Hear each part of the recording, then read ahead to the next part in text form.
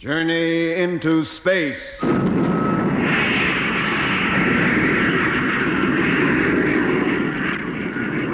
BBC presents Jet Morgan in Operation Luna. Jet Morgan, Steve Mitchell, Doc Matthews, and Lemmy Barnett are on their way to the moon. Shortly after takeoff, they lost contact with Earth and didn't regain it for 27 hours.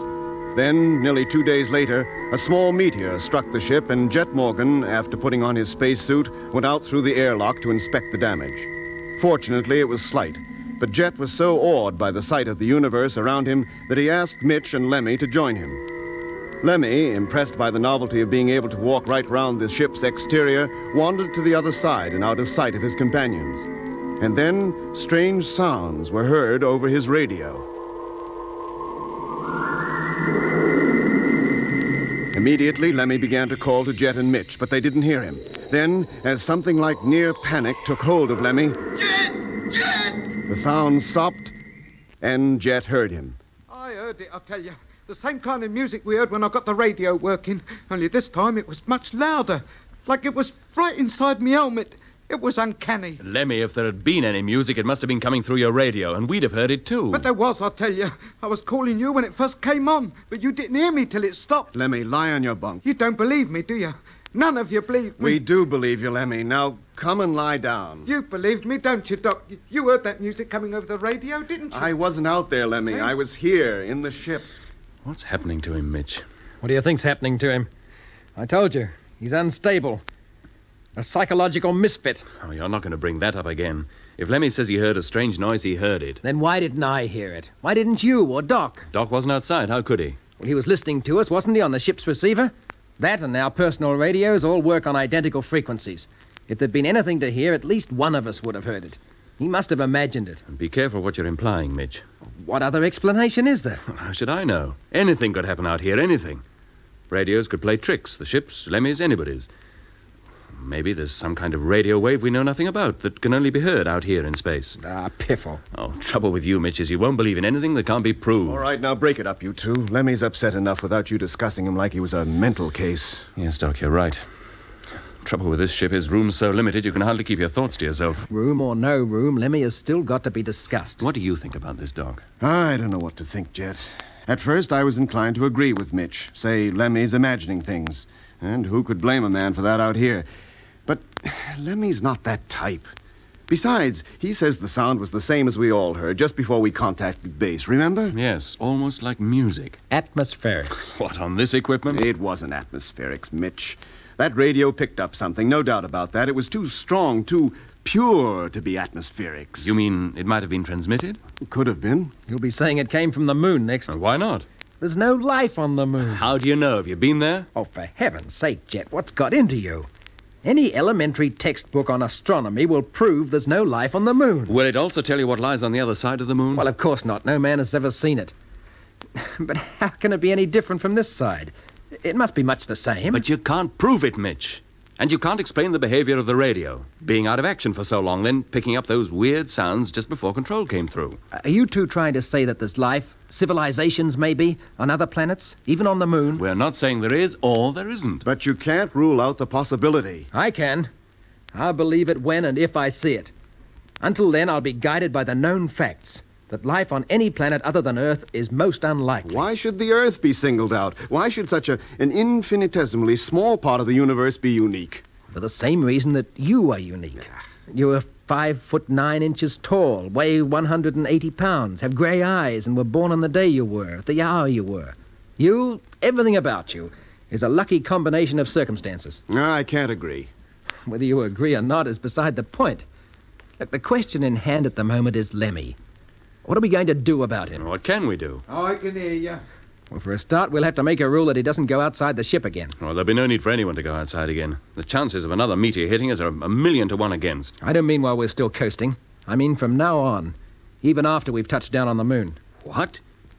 You mean you'd let him go all that way and then deny him the right even to step outside? Yes, unless I can be 100% sure we won't get a repeat performance of what happened half an hour ago. I won't do it to him. Neither will I. But I tell you, Lemmy's unstable. I can still hear you. Anything might happen to him. He'll be seeing moon men next, with one eye in the middle of their foreheads. Look, Mitch, you're being unreasonable. More than unreasonable. I just want to be sure that nothing wrecks this project. That's more important to you than anything. Or anyone, isn't it? You're darn right it is. Sorry, Mitch, but Lemmy carries on as was arranged. What happened outside is going to make no difference. All right. I'll consider myself overruled. If I listen to you two much longer, I'll think you've all gone crazy. Let's hope I never have to say I told you so. You won't. I'll guarantee it. 22nd October, 1965. It is now 3 Earth days, 7 hours, and 6 minutes since takeoff. The ship has now settled down to a regular routine. Lemmy seems to have fully recovered from whatever it was that scared him outside the ship, and now nobody even mentions it, though it's obviously preying on the minds of us all. Radio contact with Earth is clear and suffers from no interruption. There isn't much to do now. Every man takes his watch.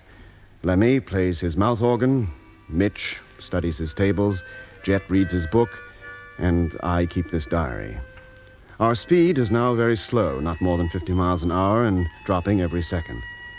Soon the most exciting, the most dangerous part of our journey will be on us. Lemmy, Yes, Jet? stop that racket and listen, will you? Yes, Jet. Everybody listen. We've now passed neutral gravitational point. The Earth no longer affects us. The moon has taken over and is pulling us down towards its surface. It's only 23,000 miles away now, and the time has come to turn the ship over. Switch on the stern televiewer, Lemmy. Let's take a look at the Earth. Televiewer, stern view, on. Hey, is that the Earth? That little thing? I hardly call it little, Doc. It fills the whole screen. Stand by. Okay, Mitch? Okay, Jet. Doc? Yeah, okay. Lemmy? Okay. Number 1 gyro. Number 1, contact.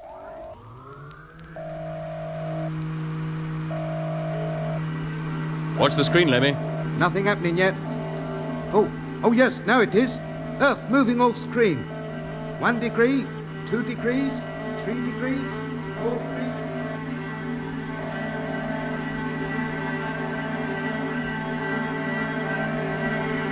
Any sign yet, Lemmy? Not yet. Oh, yes, here she comes. Limb of the moon now visible. Getting bigger. Blimey, the mountains and craters are as clear as anything. Well, never mind that. Keep your mind on the job. Plus 1, 1.5. Stand by, Doc. 2, Yeah, whenever you like. 2.5, plus 3, 3.5, plus 4. Number 1 gyros. 4.5, Cut. Plus 5, 5.5, plus 6. We're going to turn too far. 6.5, Stand by for counteraction. Plus 7. Number 2 gyro. 7.5, Ready. Plus 8, 8.5, plus 9, 9.5, plus 10. Number 2, contact. 10.5, plus 11. Stabilizer, stand by. 11.5, Standing by. Stabilizer, now. 10.5, 10. Dead on. Number 2 gyro, cut. Steady she goes. Okay, that's it. Now leave the stabilizer on for a while, let's be sure.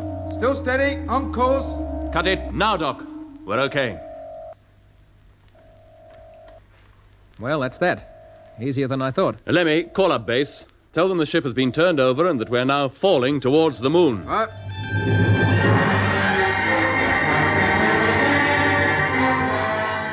How far now, Jet? 1,000 miles. Getting close? Yes, very close, Mitch.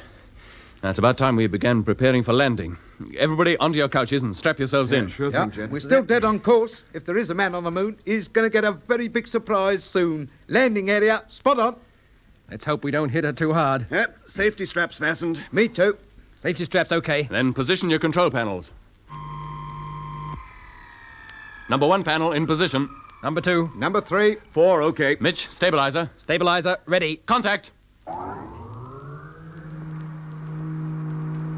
Lemmy, course. Spot on. Dock, height. 930 miles. Shock absorbers ready. Yes, Jet. Let's hope they stand the concussion. They will. Contact. 910 miles. Still some way to fall yet. Now, let's all relax. Gravity conditions will return as soon as the motor is cut in. Now, don't let the shock take you by surprise. 900. Blimey, and it's jagged. We got to land on that lot? No, Lemmy, they're the mountains that surround the bay. Where we're landing is much smoother. Better be. Height, 895. Landing area, still spot on. 890. Nearly there. Hope somebody's got the kettle on down there. I could just do with a cup. Here, what's that? What's what? Quiet, Lemmy. 880. But I can What is hear. it, Lemmy? 875. Nothing, Jet. It's the excitement. Lemmy, what's wrong? Nothing, I'll tell you. Take no note. 870. Stand by. I'm going to cut in the motor. Landing area spot on. Let me pull yourself together. 865. 860. 855. 850. Contact!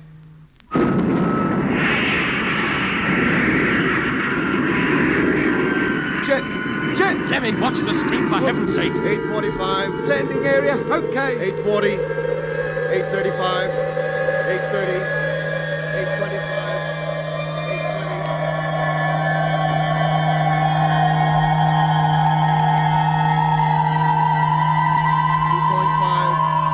2.25. Height 2 miles. We're nearly there. Here she comes. This is it. Hold tight. Cut the motor! Everybody all right? Okay, Jet. Okay. Lemmy? Lemmy. Okay. Gentlemen, we're on the moon.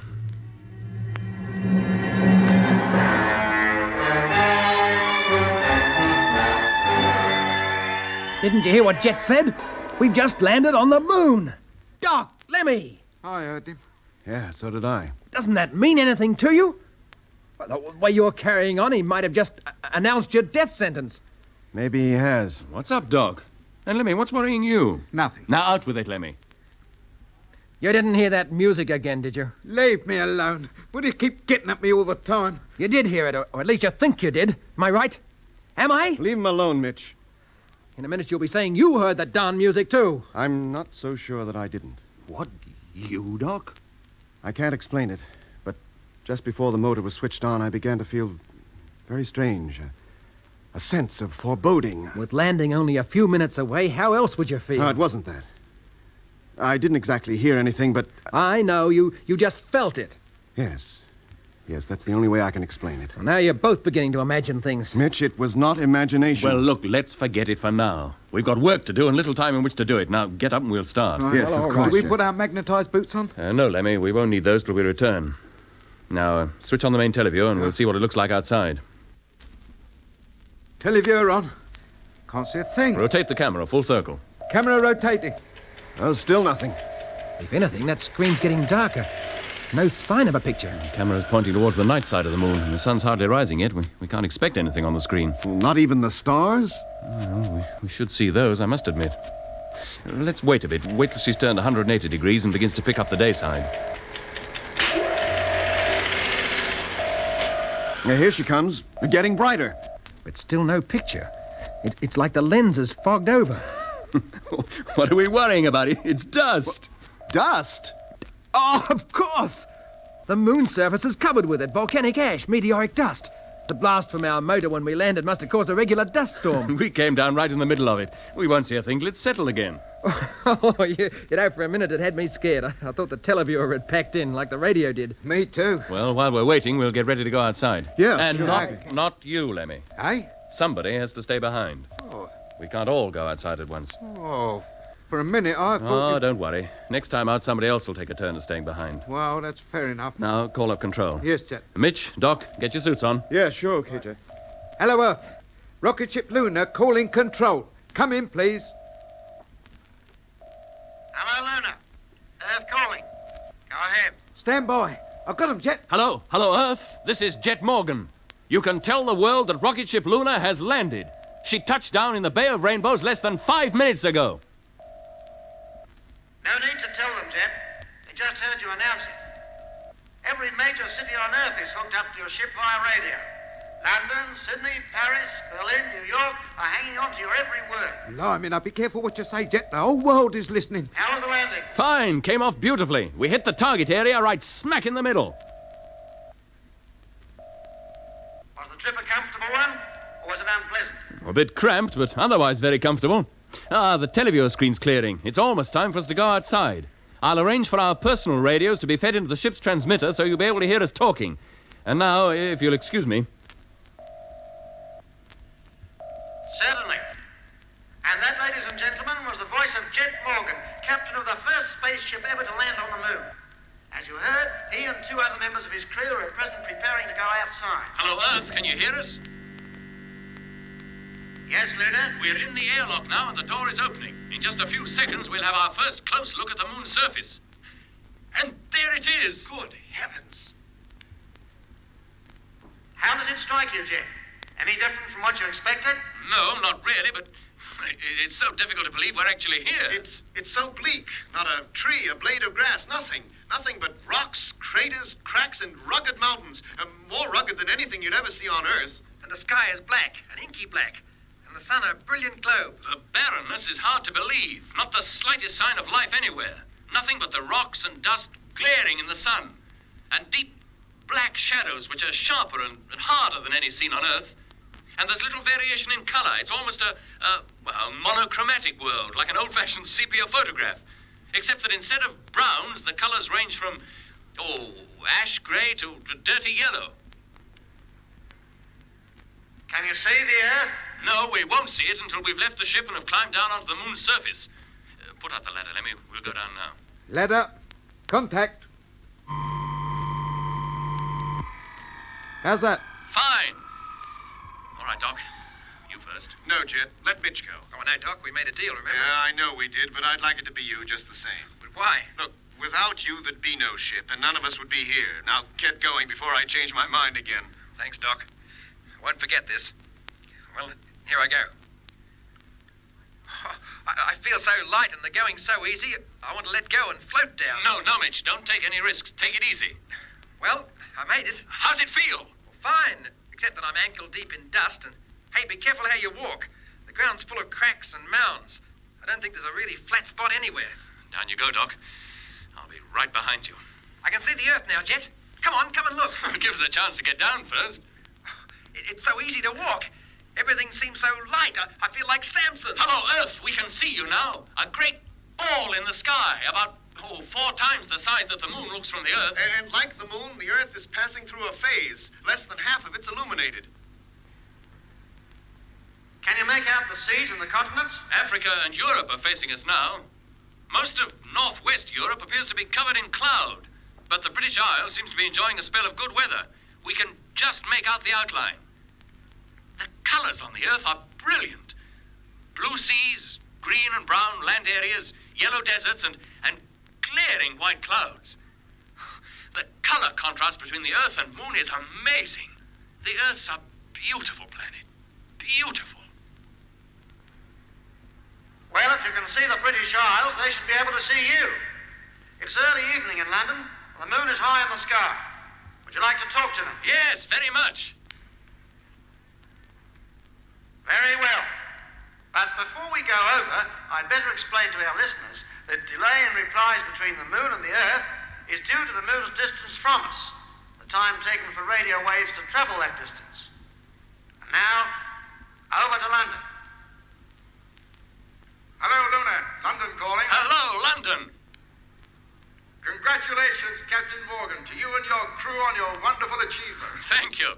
Hearing you talk to us and seeing the part of the world where you are situated looking so minute gives us a dreadful feeling of isolation, of utter loneliness. Then there is absolutely no life on the moon? Not that we've found as yet. No unicorns or dragons or men with antennae sticking out of their foreheads? We haven't noticed any. Supposing you met one, Jet, what would you do? Run for it. How's London? You'd hardly recognize it. Traffic is virtually at a standstill. Everybody who's not at home is crowding into radio shops or gathering round the street amplifiers to listen to this broadcast. I never thought we'd stop the roar of London's traffic, not from 250,000 miles distance. Well, you have, Jet. The whole United Kingdom is with you up there, in spirit at least. And hundreds of people would like to be up there in fact, too. The telephone lines are jammed with callers trying to book seats for the next trip. What are the chances of that, Jet? How long before there'll be a regular passenger service to the moon? Well, Mitch is more qualified to answer that question than me. What do you think, Mitch? Oh, not for a long time. We'd have to make the moon habitable first, and it's anything but that right now. Is that the ultimate aim of this trip? To make the moon habitable for human beings? Well, in so much as a spaceway station on the moon will help us reach the other planets, yes. But it will be no more than a stepping-off point to Mars or Venus. colonization of the moon will be the task of our children or our grandchildren. Thank you, Mr. Mitchell. I hope anybody else who was thinking of telephoning us took that in. Well, we mustn't keep you because we know you have a lot to do. Yes, we have to unload our instruments and our cameras, and that'll take some time. And we can't stay outside too long. Well, before you leave us, would you mind telling us exactly what your work on the moon will entail? We'll be taking lots of photographs of the Earth, the Sun, the sky, and the moon's surface. We'll also explore as much as possible of the terrain, at least to the limit of our visible horizon, which is about 2 miles. Even that is probably more than we can manage in one day. 1 day? Is that all the time you'll be spending up there? 1 lunar day. Now, that's equivalent to 2 weeks back home. We plan to return to Earth just before lunar nightfall. I see. Well, we have lots of messages here for you from all over the world. Can you take them? I'll take them, Jet, while I'm sitting in here. Might be one from Becky. All right, Lemmy, go ahead. Disconnect us from the main transmitter, but keep the intercom open. Intercom, over. Test, please. Hello, 1, 2, 3, 4. Okay. And if you see any dragons, give a yell. I'll hear you. I won't be able to help you, but I'll hear you. Hello, Earth. Ready to take your messages. Over. Hello, Luna. Here's the first one from Downing Street. It reads, "To Captain Morgan and crew aboard rocket ship Luna, your great achievement has inspired us all."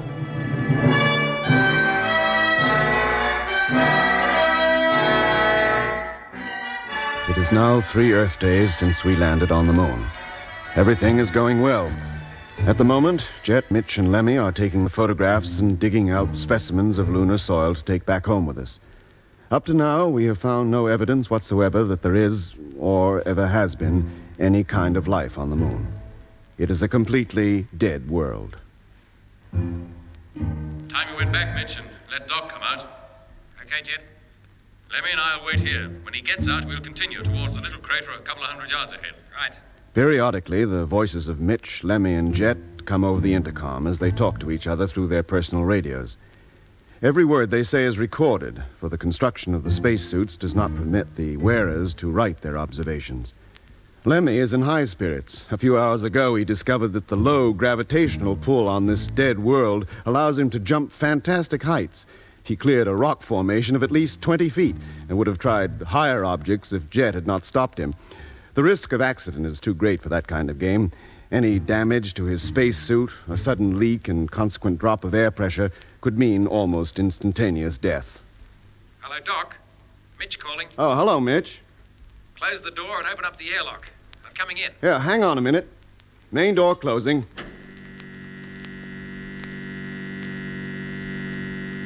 How you doing? Same as usual. Photographs, surveys, specimens. Be glad to get indoors. It's hotter than an oven out there. Airlock filling. Stand by. If it gets much hotter, we won't be able to work. We'll have to pack it in.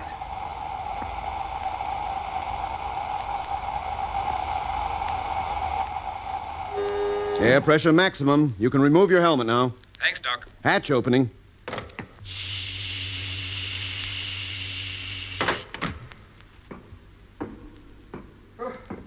Thank goodness for a breath of cool air. Anything to report? No. What have you been doing with yourself? Oh, keeping up my diary. Maybe you should put your mind on modifying these spacesuits. Huh? Find some way of getting rid of the moisture.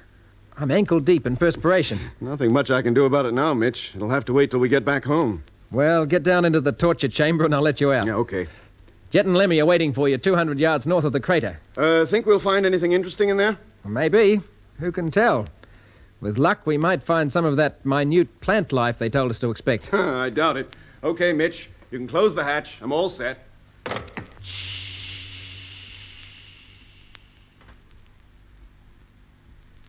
Here comes the doc now, Jet. He took his time, didn't he? Hello, Doc. Ready for another digging session? Oh, is that what it's going to be? We'll take a few photographs of the crater first. And then, if we can, climb down into it and see what the floor's made of. Right. Pick up those tools, Lemmy. What? I'll take the camera. Doc, can you manage the surveying tackle? I can up here. Back on Earth, it would take 3 men my size just to lift it. Well, let's get going. We'll spend a couple of hours there and then go back to the ship for a meal. What? Hey! Hey, listen. Wait a minute. What is it, Lemmy? That music. It's here again. Steady, Lemmy. Good gracious. What is it, Jet? I don't know. Stand still, listen. You can hear it? I'm not sure. I can't exactly hear it. It was like, well, I don't know how to explain it.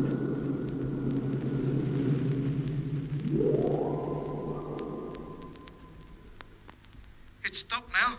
Wasn't exactly like last time. Not so loud, but just as creepy. It sends shivers down my spine. Scares me stiff. Did you hear it, Doc? Yes, Lemmy, I did, and it... Jet, the crater! Look, quick! What is it, Doc? Didn't you see it? Something moved in there, I swear it did. Something moved? Yes. Oh, impossible. Did you see anything, Lemmy? No, Jet. I wasn't looking. Oh, whatever it was, I only caught a glimpse of it, but it was there, I tell you. Lemmy, Doc, you wait here. I'll go and look. No, Jet. There is nothing on the moon that can move of its own free will. Then why can't we all go? No, Lemmy, you and Doc wait here. If it's all right, I'll tell you, then you can come on. Hello. Hello, Jet, what's the trouble? I wish we knew, Mitch. We heard that noise again. Not just Lemmy this time, all three of us. Did you hear it? No, I didn't. Are you sure you did? Of course I'm sure. And on top of that, I saw something move in the crater. Ridiculous. I tell you, I saw it, Mitch. Just go Hey, to it. Doc! What? Where's Jet? What? Not a second ago he was standing on that crater's rim. Now he's not. He must have fallen in. Hello, Jet. Jet, Doc calling. Can you hear me? Jet! Yeah. He doesn't answer. Let's get over there. He must have hurt himself. Quick. If he's punctured his suit, he's as good as done for. Now, can you see him, Lemmy? He must be lying somewhere on the crater floor. No, Doc. There's no sign of him. The crater's empty.